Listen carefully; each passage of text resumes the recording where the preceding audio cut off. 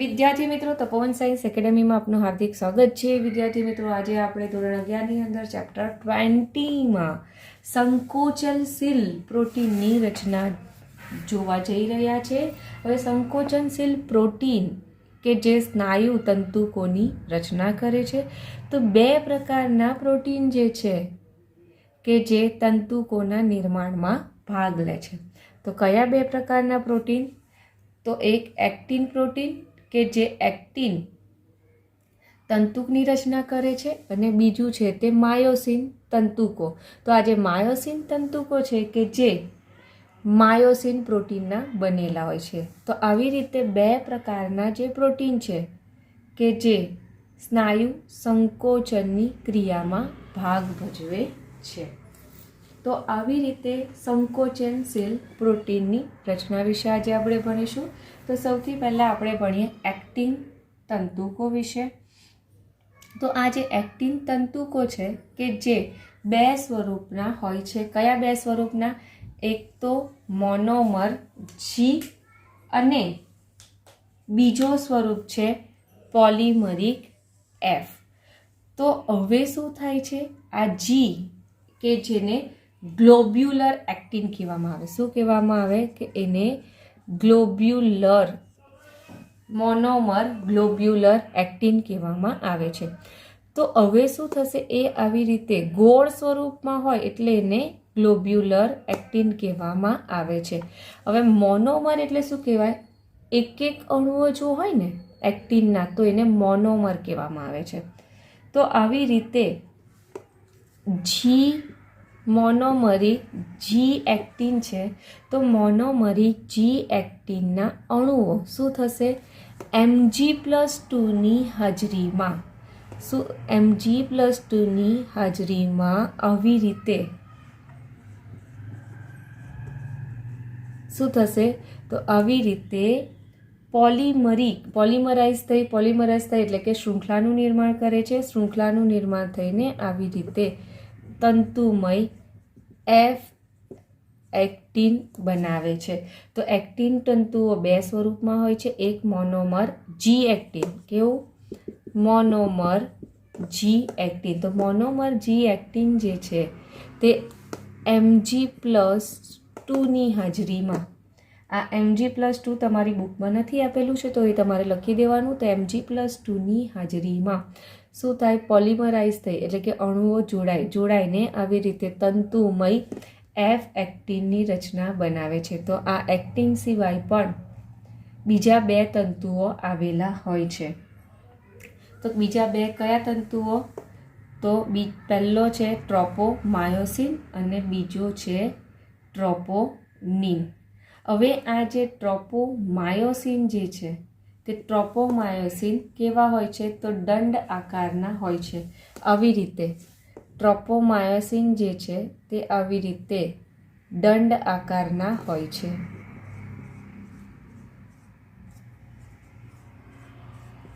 તો હવે શું થશે? આ જે ટ્રોપોમાયોસિન જે છે તો એ એક્ટિન, આ જે ટ્રોપોમાયોસિન છે કે જે એફ એક્ટિન, આ જે એફ એક્ટિનની સળંગ લંબાઈમાં તેની સાથે જોડાયેલા હોય છે. તો આવી રીતે એની સાથે આવી રીતે એક સળંગ લંબાઈમાં જોડાયેલા હોય છે.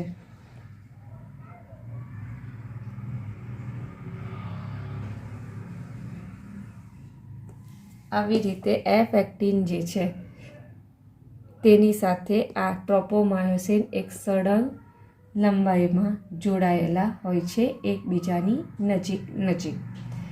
ત્યારબાદ આપણે વાત કરીએ બીજો પ્રોટીન. તો બીજો પ્રોટીન કયો છે? ટ્રોપોનિન.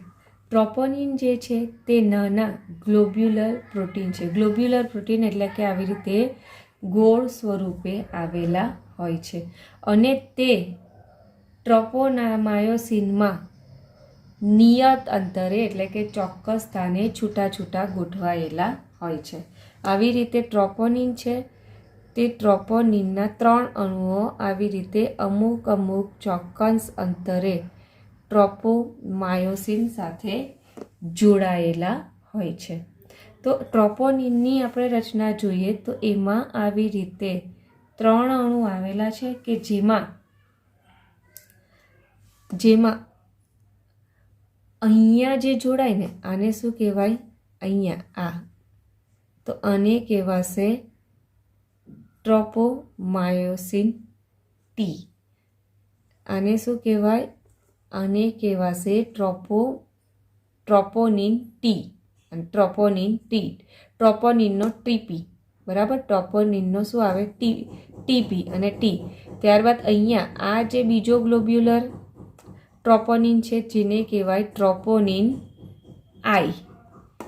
અને આ ત્રીજો અણુ છે તો ટ્રોપોનિનનો કે જેને કહેવાશે ટ્રોપોનિન સી, બરાબર. તો આવી રીતે ટ્રોપોનિન છે તો ટ્રોપોનિનના 3 અણુ જોડાઈને અહીંયા કોની સાથે જોડાય છે? તો ટ્રોપોમાયોસિનમાં નિયત અંતરે ગોઠવાયેલા હોય છે કે જેમાં એક કે જેનું નામ છે ટીપી ટી, બીજાનું નામ છે ટીપી એટલે ટ્રોપોનિન આઈ અને ત્રીજાનું નામ છે ટ્રોપોનિન સી. બીજી વસ્તુ કે આ જે ટ્રોપોમાયોસિન છે તો ટ્રોપોમાયોસિન દંડ આકારના તંતુમય પ્રોટીન છે અને એ કેવી આવી રીતે બેવડી કુંતલાકાર શૃંખલાઓ દ્વારા આ એફ એક્ટિનની ફરતે વીંટળાઈને ગોઠવાયેલા હોય છે. તો ફરી પાછું રિપીટ કરું છું, સંકોચનશીલ પ્રોટીન કેટલા છે? 2. એક એક્ટિન અને બીજું માયોસિન તંતુ. એક્ટિન તંતુકોની વાત કરીએ તો એના 2 સ્વરૂપો છે, મોનોમર જી એક્ટિન અને બીજું છે તે પોલિમરિક એફ એક્ટિન. હવે શું થાય? આ જે મોનોમર એટલે કે એકલા જી એક્ટિનના અણુઓ એમ હોય તેને મોનોમર કહેવાય કે Mg+2ની હાજરીમાં એક શૃંખલાનું નિર્માણ કરે છે જેને કહેવાય છે તંતુમય એફ એક્ટિન. એફ એટલે ફિલામેન્ટ, તંતુમય કે જેનું ઇંગ્લિશ થાય ફિલામેન્ટસ, બરાબર. તો એફ એટલે ફિલામેન્ટસ, જી એટલે ગ્લોબ્યુલર એટલે કે ગોળાકાર સ્વરૂપ. હવે એના સિવાય પણ પ્રોટીનના બીજા 2 તંતુઓ આવેલા છે, એક ટ્રોપોમાયોસિન અને બીજું છે ટ્રોપોનિન.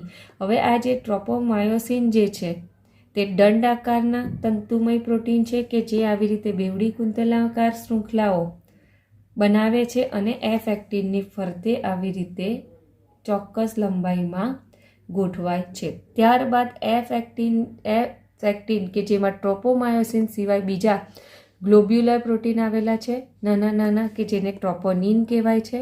હવે આ જે ટ્રોપોનિનના કેટલા 3 ગ્લોબ્યુલર પ્રોટીન ટ્રોપોમાયોસિન સાથે નિયત અંતરે ગોઠવાયેલા હોય છે જેમાંથી એકનું નામ છે ટ્રોપોનિન ટી, બીજાનું નામ છે ટ્રોપોનિન આઈ અને ત્રીજાનું નામ છે ટ્રોપોનિન સી. હવે જ્યારે પણ સ્નાયુઓ વિશ્રામી અવસ્થામાં હશે એટલે કે સ્નાયુ તંતુકો, જેના વિશે આપણે લાસ્ટ લેક્ચરમાં જોઈ ગયા કે સ્નાયુ તંતુકો કોને કહેવાય, તો જ્યારે પણ વિશ્રામી અવસ્થામાં હશે ત્યારે આ ટ્રોપોનિનના આ જે ઉપ એકમો છે શું હોય? ટ્રોપોનિનના જે ઉપ એકમો છે તે આ જે એક્ટિન તંતુકોના સક્રિય માયોસિન જોડાણ સ્થાનને ઢાંકે છે. એટલે કે શું કહેવાય? જ્યારે પણ સ્નાયુઓના સંકોચનશીલની ક્રિયા થવી હોય ને ત્યારે આ માયોસિન તંતુકો જે છે ત્યાં એક્ટિન તંતુકો સાથે એક ચોક્કસ સ્થાને જોડાય છે. પણ જ્યારે સ્નાયુઓ વિશ્રામી અવસ્થામાં હશે ત્યારે શું થશે કે આ એફ એક્ટિન જે છે તો એફ એક્ટિનમાં આ જે ટ્રોપોનિન છે મતલબ કે જે માયોસિન તંતુકો જે સ્થાને જોડાવાના હોય, માયોસિન તંતુકો જે સ્થાને જોડાવાના હોય તે સ્થાને આ ટ્રોપોનિન જે છે તે ગોઠવાયેલા હોય છે. ક્યારે? તો વિશ્રામી અવસ્થામાં.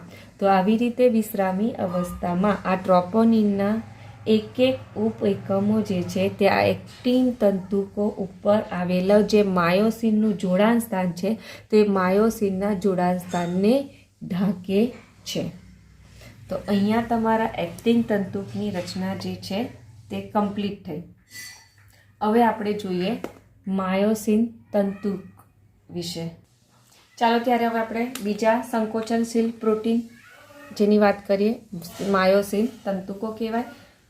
હવે આ જે માયોસિન તંતુકો જે છે તે પોલિમરાઇઝ એટલે કે ઘણા બધા માયોસિન પ્રોટીનના અણુઓ ભેગા મળીને આ માયોસિન તંતુકોની રચના કરે છે. એટલે કે માયોસિન તંતુકો જે ની રચનામાં માયોસિન પ્રોટીન આવેલા હોય છે. તો આવી રીતે માયોસિન તંતુકો એ પોલિમરાઇઝ્ડ માયોસિન પ્રોટીનના બનેલા હોય છે. અને આ માયોસિન તંતુકો જે છે તે ફક્ત એ બીમમાં આવેલા છે. તો આપણે જ્યારે સ્નાયુની કંકાલ સ્નાયુની રચના જોઈ ગયા તો એમાં આવી રીતે પાતળા તંતુકો અને જાડા તંતુકો જોઈ ગયા છે. પાતળા તંતુકો એક્ટિનના બનેલા છે, જ્યારે જાડા તંતુકો જે છે તે માયોસિનના બનેલા છે. અને તમને ખબર જ છે આને આપણે કીધેલું એ બીમ. તો આ જે જાડા તંતુક જે છે તે ફક્ત ક્યાં આવેલા છે? તો જાડા તંતુક જે છે તે ફક્ત એ બીમમાં જ આવેલા છે. આઈ બીમ છે કે જેમાં આ જાડા તંતુકો આવેલા નથી. તો આવી રીતે એ બીમમાં માયોસિન તંતુકો જે છે તે આવેલા હોય છે. અને ઘણા આમાં માયોસિનના જે એકલ અણુ હોય, બરાબર, તો એકલ પ્રોટીન કે જેને શું કહેવામાં આવે? મેરોમાયોસિન કહેવામાં આવે છે. આપણે કીધું કે માયોસિન પ્રોટીનના ઘણા અણુઓ જોડાઈને પોલિમરાઇઝ બનાવે છે, બરાબર. તો એમાં જે એકલો માયોસિન પ્રોટીનનો અણુ હોય ને, એકલ પ્રોટીન અણુ હોય તો એને મેરોમાયોસિન કહેવાય છે. અને આ એકલ મેરોમાયોસિન જે છે તે જોડાઈને, ઘણા બધા મેરોમાયોસિન આવી રીતે જોડાઈને જાડા તંતુકોની રચના કરે છે. તો આવી રીતે ઘણા મોનોમરિક પ્રોટીન જેને મેરોમાયોસિન તરીકે ઓળખાય છે, અને એ મેરોમાયોસિન જે છે તે જાડા તંતુકની રચના કરે છે. હવે દરેક મેરોમાયોસિન છે કે જેમાં બે અગત્યના ભાગ છે. કયા બે અગત્યના ભાગ? એક શીર્ષ અને ટૂંકી ભુજા, અને બીજો ભાગ છે પૂંછડી. તો અહીંયા મેં આકૃતિ દોરેલી છે જેમાં આ શીર્ષનો ભાગ અને આ ટૂંકી ભુજા. તો આવી રીતે બે મેરોમાયોસિન જે છે તે આવી રીતે વીંટળાઈને શેની રચના કરે છે?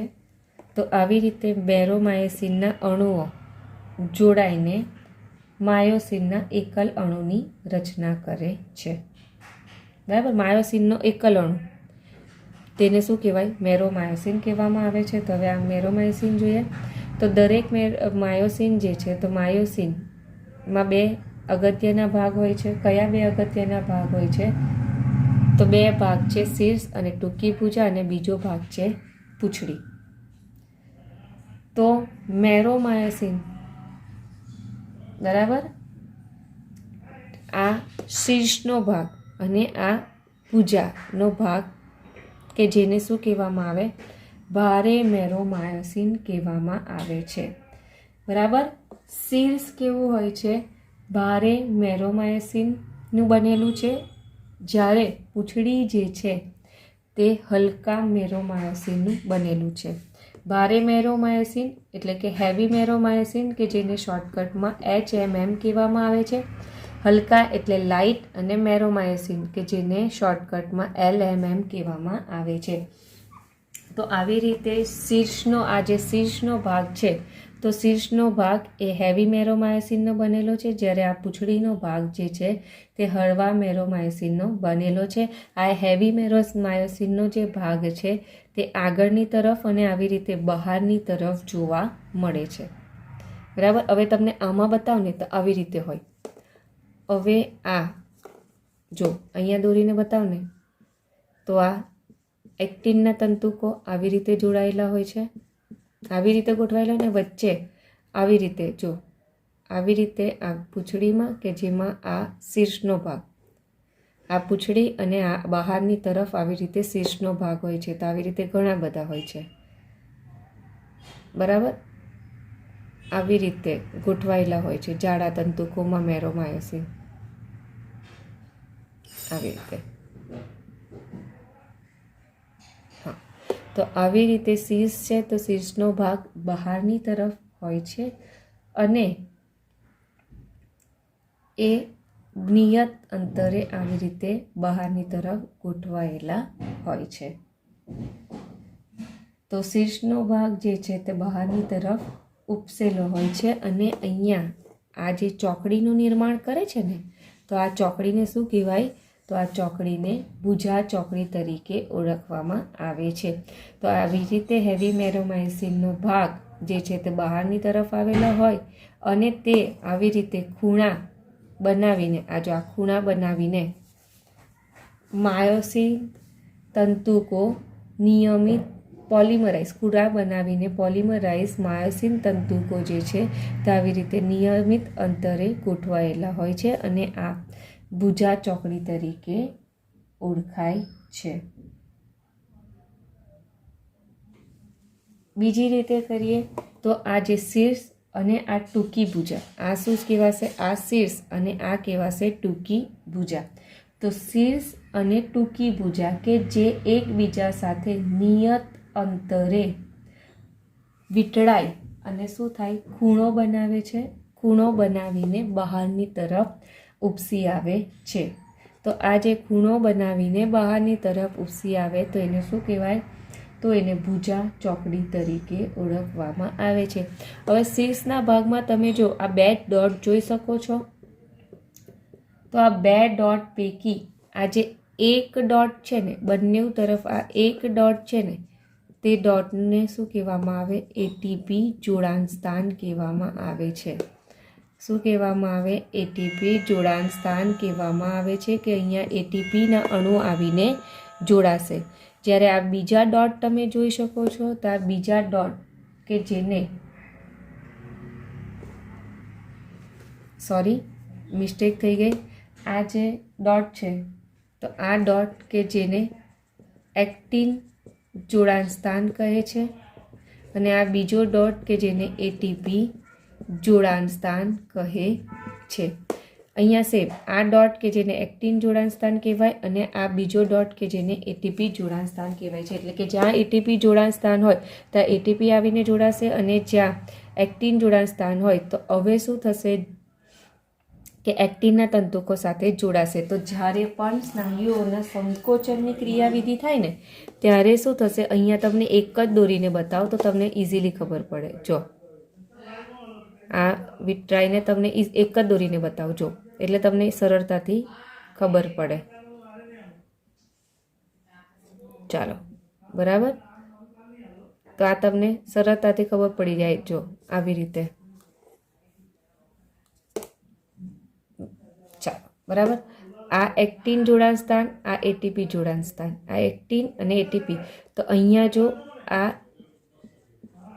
એક્ટિનના તંતુકો છે તો જ્યારે પણ સ્નાયુ સંકોચનની ક્રિયાવિધિ થશે ને ત્યારે આ જે છે આ પોઈન્ટ તે શું થશે? આની સાથે જોડાશે, એક્ટિનના તંતુકો સાથે જોડાય છે. તો જ્યારે પણ સ્નાયુ સંકોચનની ક્રિયાવિધિ થશે ત્યારે આ શીર્ષમાં આવેલો એક્ટિન જોડાણ સ્થાન છે તે આ એક્ટિન તંતુક સાથે જોડાય છે. જ્યારે આ જે છે તે કોની સાથે જોડાશે?